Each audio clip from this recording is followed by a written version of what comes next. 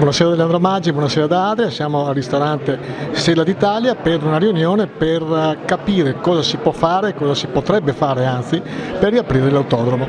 Tutte le forze politiche di Adria, ma non solo, anche amministratori di Porto Tolle, di Taglio di Po, eccetera. Innanzitutto per sottolineare quanto è importante l'autodromo, quanto è stato importante per l'economia del nostro territorio e soprattutto per cercare qualche soluzione.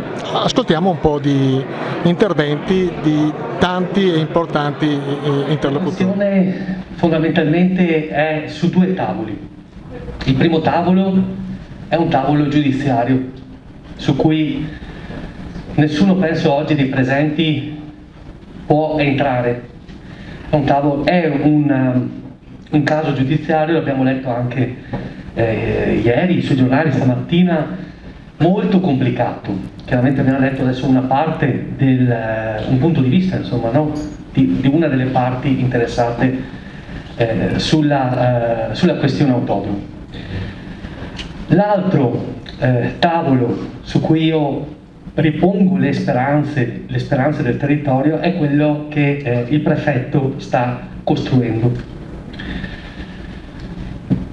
Questo tavolo, io ho fatto una richiesta e continuerò a portarla questo tipo di richiesta, cioè che fin tanto che parallelamente alla risoluzione delle controversie giudiziarie che sono, ripeto, particolarmente complesse, si possa dare al signor Rossi, al signor Verdi, al signor Gialli, chiunque esso sia o chiunque essi siano, la possibilità di far ripartire la gestione sportiva dell'impianto. Siamo riusciti ad interloquire con l'assessore Elena Dolazzan, che si occupa proprio della parte anche lavorativa, dell'impiego di tutto quello che crea un indotto come può essere quello dell'autodromo, e la stessa assessore Dolazzan è disponibile veramente ad aprire un tavolo con tutti gli attori, con tutti gli stakeholders necessari per riuscire a capire se si può fare sintesi e trovare perlomeno, non dico una soluzione totale, perché ripeto siamo nell'ambito del diritto privato per cui tutto non si può fare da parte delle istituzioni, però perlomeno agevolare o fare da filtro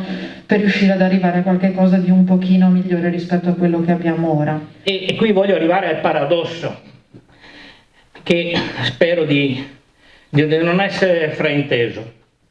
Mi viene in mente l'esperienza di Taranto.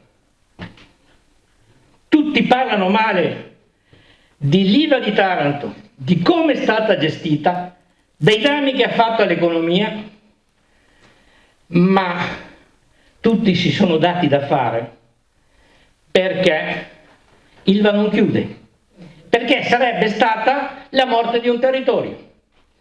E quindi io credo che ovviamente c'è una strettoia difficile che non dipende da noi.